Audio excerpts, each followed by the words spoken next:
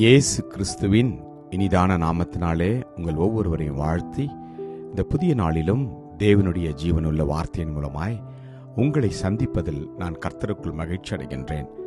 ஏசாயா 41:13. உன் தேவனாயிருக்கிற கர்த்தராகிய நான் உன் வலது கையை பிடித்து பயப்படாதே, நான் உனக்கு துணை நிற்கிறேன் என்று சொல்லுகிறேன். For I, the Lord your God, will hold your right hand, saying to you, fear not, I will help you. ஆமென். கர்த்தருடைய நாமம் மகிமைப்படுவதாக.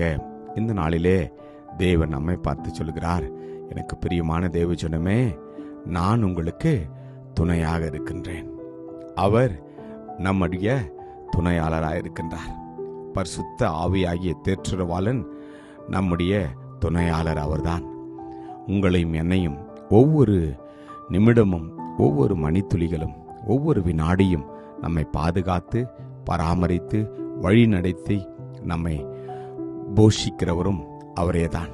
எனவே இந்த நாளிலே நீங்களும் நானும் எதை குறித்தும் பயப்படாதபடி கர்த்தருடைய துணை நம்மோடு கூட எப்பொழுதும் இருக்கின்றது என்ற ஒரு நம்பிக்கையில் நாம் வாழ்வோம்.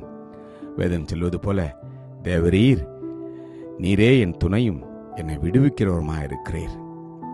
ஆம், தேவன் நமக்கு அடைக்கலமும் பலனும் ஆபத்து காலத்தில் அனுகூல துணையுமாயிருக்கிறார். எனவே எது நம்முடைய வாழ்க்கையில் நடந்தாலும் அது நன்மைக்காகவே இருக்கும் என்று நாம் நம்பி விசுவாசிக்க வேண்டும். வேதம் அதைத்தான் சொல்லுகிறது. கர்த்தரிடத்தில் அன்பு கூறுகிறவர்களுக்கு சகலமும் நன்மைக்காகவே நடக்கிறதாம்.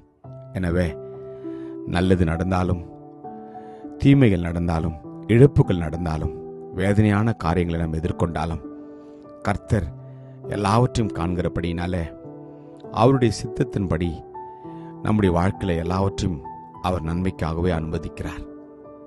அந்த நம்பிக்கையோடு நாம் வாழ்கின்ற போது இந்த சிக்ஷைகள், இந்த சோதனைகள், பாடுகள், வேதனைகள், இழப்புகள், வியாதிகள் எல்லாம் நீங்கள நானும் கிறிஸ்துவுக்காய் நிச்சயமாய் ஏற்றுக்கொள்வோம். ஆம், வேதம் சொல்வது போல, யாக்கோபின் தேவனை தன் துணையாக கொண்டிருந்து தன் தேவனாகிய கர்த்தர் மேல் நம்பிக்கை வைக்கிறவன் பாக்கியவான் என்று. ஆம், கர்த்தரை நாம் முழுவதுமாக நம்ப வேண்டும். அவரே நமக்கு துணை என்று நாம் சார்ந்து கொள்ள வேண்டும். அப்பொழுது கர்த்தர் உங்களுக்கும் எனக்கும் அவர் எப்பொழுது துணையாக இருப்பார். தமக்கு பயந்து தமது கிருபைக்கு காத்திருக்கிறவர்களின் ஆத்துமாவை அவர் மரணத்திற்கு விலக்கி விடுவிக்கவும், பஞ்சத்தில் அவர்களை உயிரோடு காக்கவும் கர்த்தருடைய கண் அவர்கள் மேல் நோக்கமாயிருக்கிறது. நம்முடைய ஆத்துமா கர்த்தருக்கு காத்திருக்கிறது. அவரே நமக்கு துணையும் நமக்கு கேடகவுமாயிருக்கிறார். இந்த வார்த்தைகளை நம்பி விசுவாசிப்போமா? ஜெபிப்போம். கிருபையும் இரக்கமும் நிறைந்த நல்ல தகப்பனே, எங்களுடைய துணையாளரே உமக்கு நன்றி அப்பா. இந்த நாளிலே ஒவ்வொருவரோடும் நீர் செல்லும் என்றே நாங்கள் வேண்டுகிறோம் அப்பா. ஆவியானுடைய பிரசன்னம் ஒவ்வொருவரையும் ஆளுகை செய்யட்டும் தகப்பனே. எந்த சூழ்நிலையில் அவர் இருந்தாலும் உடைய பிரசன்னம் ஒவ்வொருவரையும் தாங்கட்டும் அப்பா. ஆறுதல் படுத்தட்டும், நம்பிக்கை கொடுக்கட்டும். இயேசுவின் நாமத்தில் நாங்கள் வேண்டுகிறோம் ஜீவனுள்ள நல்ல தகப்பனே. ஆமேன். God bless you. Jesus loves you. Amen.